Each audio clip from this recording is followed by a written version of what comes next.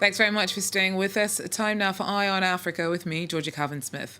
Tonight, Guinea's opposition leaders say that they support the military ousting of President Alpha Conde earlier this month. 4 days of talks about the return to democratic rule begin in Conakry. Also, 6 men are charged with the murder of a South African health official appear in court. Babita Deokaran, who was a whistleblower in a coronavirus procurement scandal, was killed in a suspected assassination last month.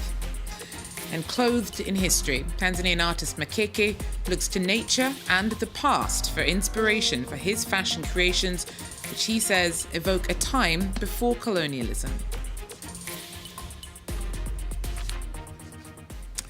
But first, a 4-day summit aimed at charting a way back to democratic rule for Guinea opened on Tuesday. The country's military leaders are facing mounting pressure to hand over to a civilian-led transitional government after ousting President Alpha Conde earlier this month. James Andre with more. 3 groups of Guinean leaders were received on this first day of talks here at the People's Palace in Conakry. First group was the politicians, then there were the traditional regional leaders and the religious leaders. Now, of course, the meeting everyone was watching here in Conakry was the one with the politicians. There were over 100 of them that all met up together with Mamadi Doumbouya. All 3 meetings took place on the same model. First, there was the national anthem. Then Mamadi Doumbouya gave a short talk, about 4 to 5 minutes. Then he sat down and listened to what the leaders had to say. Now, one of the ones that attended this politicians' meeting was the leader of the opposition, that is Cellou Dalein Diallo, and we spoke to him as he walked out. I think that all the parties that spoke announced their willingness to take part in the process. Some expressed concern regarding risks such as personality cult. He appeared to agree, and for now we believe he is acting in good faith and that he wants to listen to the positions of all political players. Each meeting is scheduled to last 2 hours, not enough for every one of the political leaders to have their say. So some came out frustrated, but less than those who did not even make it inside the room despite having accreditation. That was the case of Etienne Soropogi. Now, he was imprisoned by Alpha Conde and released by the Junta. He couldn't take part, and this is what he had to tell us. We want to believe this was due to lack of organization, but I must say that we can't afford to build the transition in a hurried, unprofessional manner. There are still 3 days of meetings to go, with many groups invited to meet Mamadi Doumbouya. You could cite the bankers, the business leaders, the diplomats, the miners that are very important here in Guinea-Conakry, but also the civil society. Of course, everyone in the country is watching these talks and wondering what the transition government will look like. James Andre there for us in Guinea. Now, a Rwandan dissident has been fatally shot in Mozambique. Reverend Kare Mangingo was gunned down as he drove into his house in Maputo on Monday evening. The former Rwandan lieutenant had settled in Mozambique as a refugee after leaving his home country in 1994. He reportedly maintained ties with Rwandan politicians opposed to President Paul Kagame. Some members of the Rwandan community in Mozambique say Kare Mangingo's killing has them worried. Now, France has warned Mali off striking a deal with a controversial Russian private security group. Authorities in Bamako are reportedly in talks to hire about 1,000 mercenaries from the Wagner group. Now, that would deepen Moscow's influence in the region. France suspended military cooperation with Mali in June, and French President Emmanuel Macron has said that the arrival of Russian private fighters would be a red line for Paris. Russian paramilitaries also have a growing presence in Central Africa Republic, where they've been established for years. Clement Diruma tells us more. The Wagner Group has been established for several years in the Central African Republic. Officially, Moscow has deployed Russian instructors in the country since 2018 to train the army. But behind these instructors, it is the private mercenary company that operates, according to a United Nations expert report. Since the electoral crisis and the rebel attacks in December 2020, the Central African state have received reinforcements from the Wagner company. Up to 2,000 mercenaries are present. They're still fighting alongside the national army in the regions, and since January they have pushed back the rebel coalition towards the borders in the north of the country. In June, the United Nations experts spoke of indiscriminate assassination, looting, excessive use of force as well, and precisely pointed their fingers at the national forces, the Russian allies, and also the rebel troops. UN experts then denounced violation of international humanitarian law. This report mentioned the Russian participation in the fighting at the head of the operations, and not only in support of the national forces. Russia always denies its involvement in such operations, and the Central African government speaks of a web of lies. At least 114 escaped inmates have been recaptured after they fled from a Nigerian prison on Sunday. A total of 266 prisoners made a run for it after gunmen blasted through the fence around the facility in Kogi State in the centre of the country.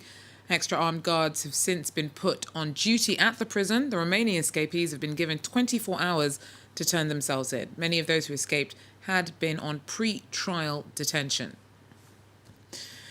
And in South Africa, half a dozen men have appeared in court charged with the murder of a key witness in a multi-million-euro corruption probe. Babita Deokaran was killed in a suspected assassination in August. Her death has raised concerns about the safety of whistleblowers in the country. Our correspondents report. It's in a quiet suburb south of Johannesburg that Babita Deokaran, an official at the Department of Health, was killed. She had just taken her daughter to school, her brother-in-law tells us. And while she was waiting for that gate to open, that's when the attack took place and the crime was committed. There's a Shell garage up the road here. The cameras in the garage and in this entire neighborhood were all switched off at 8:20 and switched on again at 9:25. There were no witnesses, no footage. All signs point to the killing being the work of a professional. Her car was left riddled with bullets. Nothing was taken. Police believe that Babita was targeted. Her family says she was having problems as the manager of the provincial health department. She mentioned to us, she said, hey, you guys don't know what I've been through.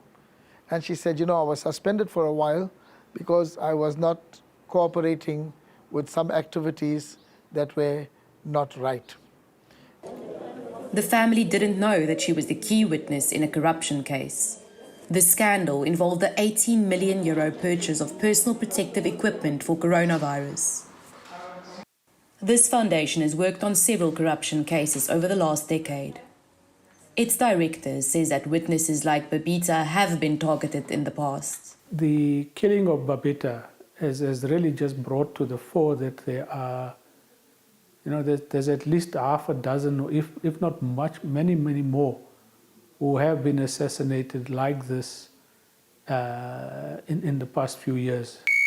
Millions are lost to corruption in South Africa every year. Whistleblowers risk their lives. Campaigners have petitioned Parliament for better protection for those who come forward about irregularities.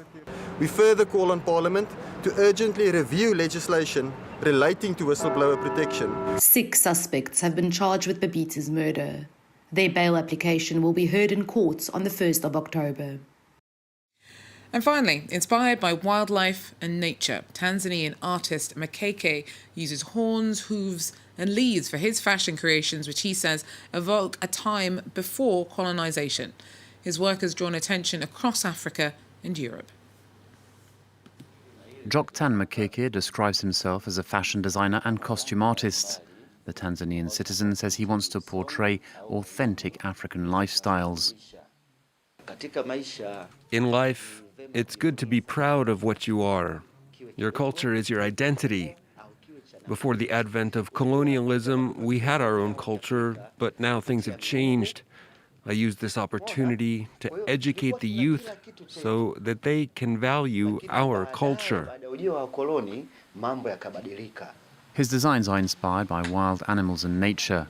He says he is recreating pre-colonial African culture.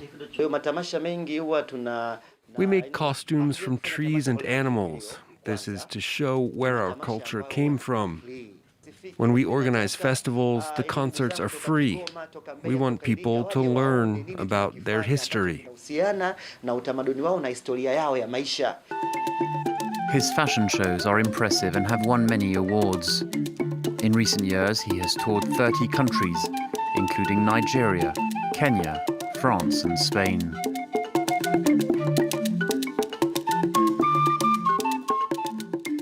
Beautiful stuff.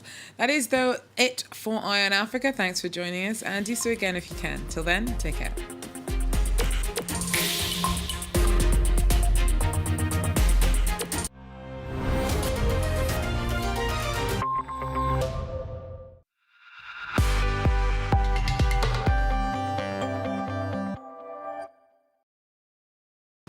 This is a land where resilience grows, where companies who have put their faith in us know they're on firm ground, know that the roots they've put down here are growing stronger again. This is a land where confidence grows, as we continue to open doors for existing and new investors to our shores, though we open them to a changed world. This is a land ready for the future. This is Ireland.